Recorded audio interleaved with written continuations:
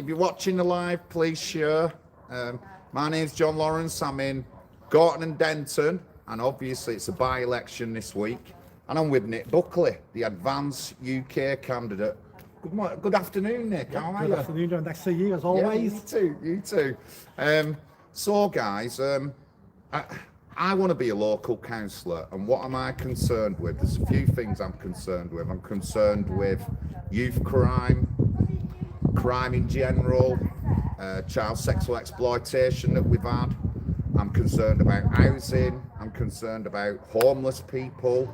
And I'm concerned how the council treat people. As people know, this by-election was triggered by the other guy leaving, who was in the WhatsApp group that was saying naughty things about people in the constituency. And I've just looked after my mum for 5 years, and then I get this guy coming on saying, "Oh, old people, just get rid of them, or you don't want them on." So it'll make his life easier as an MP if they all die. He was joking, but it's not very funny though, is it? No, not for a certain MP in a WhatsApp group like that. You know, and I don't talk like that. I definitely don't talk like that. But so like homeless, youth crime, housing and things like that. Now, when I've looked at the other candidates to do with the other parties, Matt Goodwin Reform, Labour Party, Green Party, they don't seem to be anything to do with these issues that I've just talked about. And that's what's like really concerning for me, that we get an MP in and they're not skilled in anything. Now, tell us a little bit about your past and what you've done with the council and the police and charities. Yeah, so I spent a decade working for Manchester Council, looking at crime, disorder, and then from that I was made redundant when austerity kicked in. So I used my redundancy payout to set up a charity to carry on work on the streets, working with kids, stop them getting involved in crime. I then created more projects for the charity, looking at rough sleeping, getting rough sleeping off the streets in the city centre, into accommodation, then into jobs. And then I was awarded an MBE of our late Queen for that work. And then I sort of moved into politics because I spent so many decades fixing people's lives one at a time, which is valuable and needs to be done. But then I came to the conclusion, if I can get into government, if I can get some power, we can do this wholesale. We can start changing people's lives 1,000 at a time, 10,000 at a time, instead of doing it one at a time. And that's sort of my mission now. Right, someone said they're really struggling to hear what's said. Right, don't worry. Thank you very much, guys. Thank you.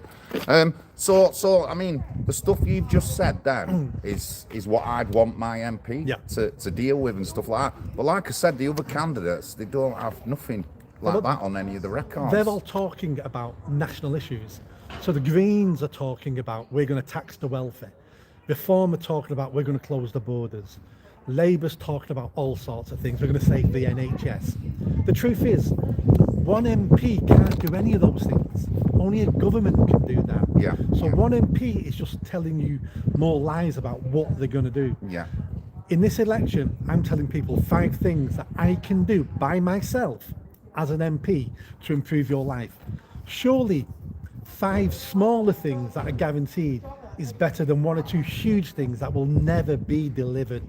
So this by-election really for me is about local issues, improving the local area for local people. But other politicians are using it as a political football. Right. Just to gain another MP.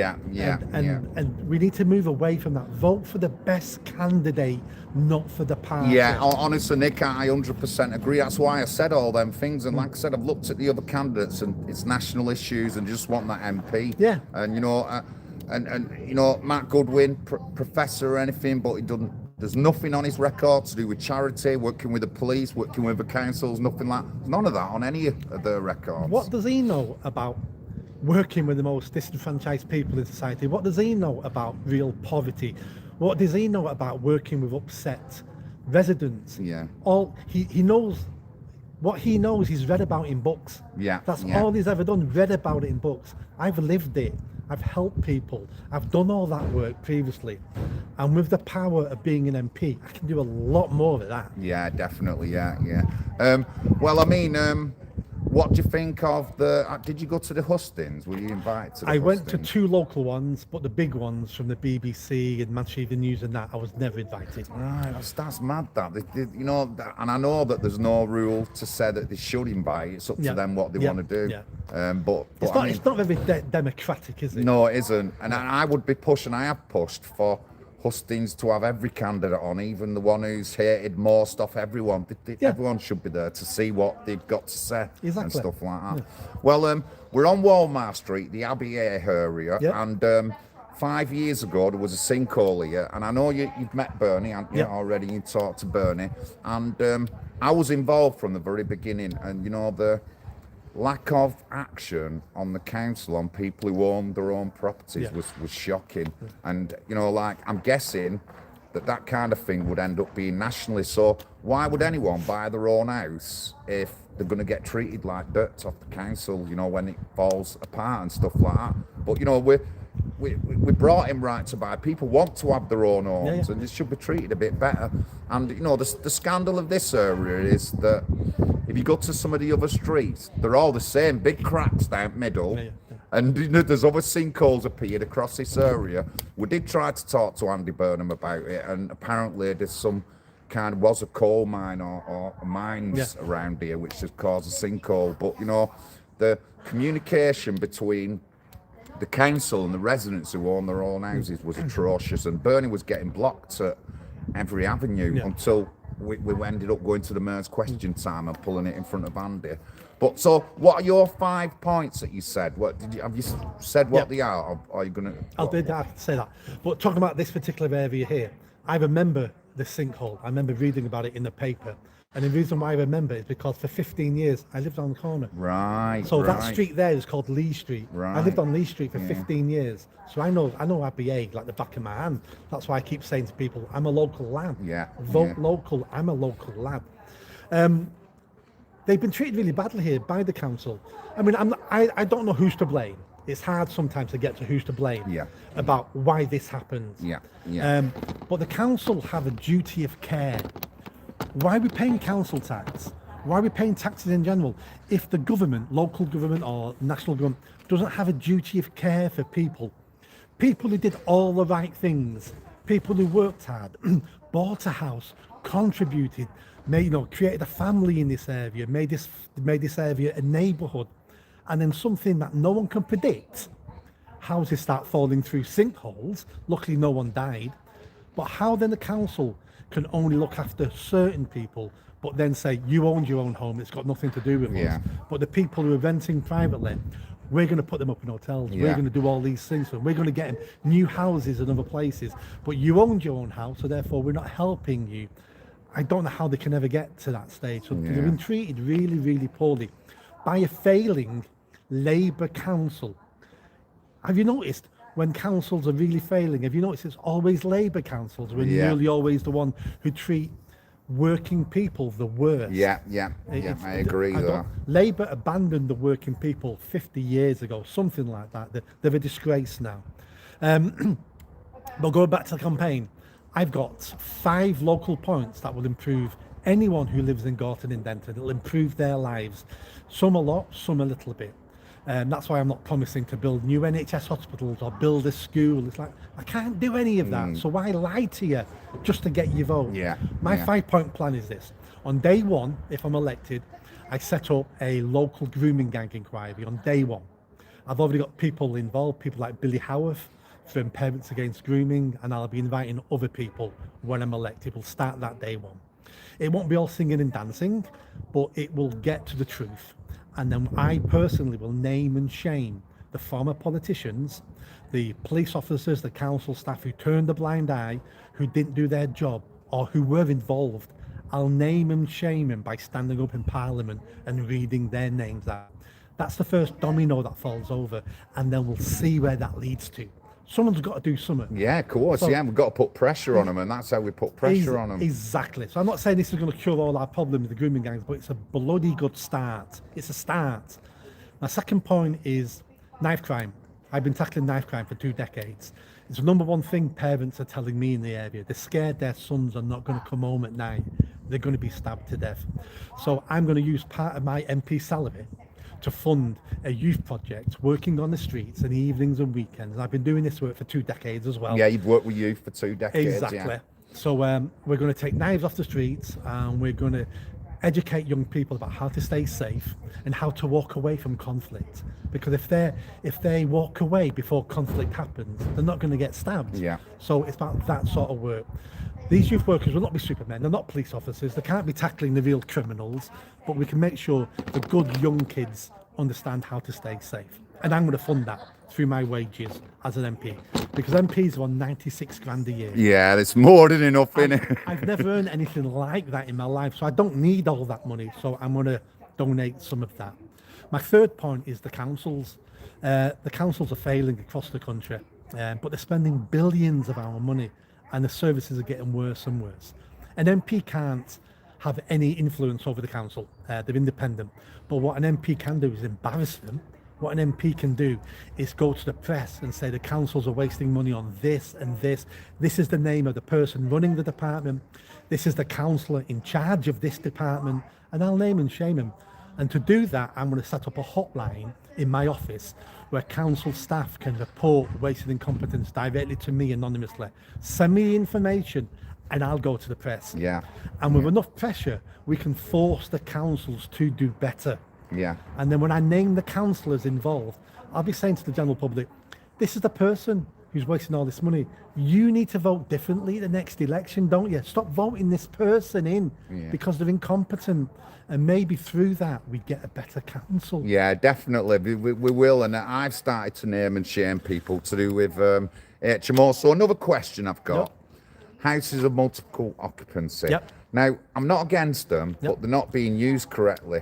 They're not being policed correctly. There's not enough regulation. There are some coming in Ashton and Oldham about planning and stuff like that. But I've just got an issue with them because in Oldham, we've caught sexual predators out of these HMOs.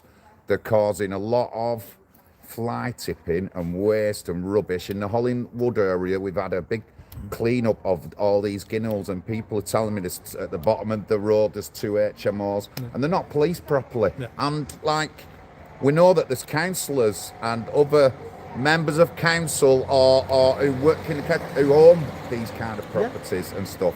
And I'm saying this on a point that I lived in a couple of HMOs in Bradford quite a few years ago, and I've seen some of the issues that people have. I'm not having to go against the landlords, but some of them aren't policed properly. You know, they don't have the correct bins, they don't tell the people to put bins. So I'm concerned about that. But on the other hand, I think they're a plus for the community, as long as people within that community live in them. If you had a son and he was 18 with no room in your house, I'd rather have him in the HMO around the corner because his dad lives in the area. He's less likely to cause antisocial behaviour. But what we're seeing, they're putting people from other areas into these. The migrants who come over on boats are ending up in HMOs, and then they're meeting kids online.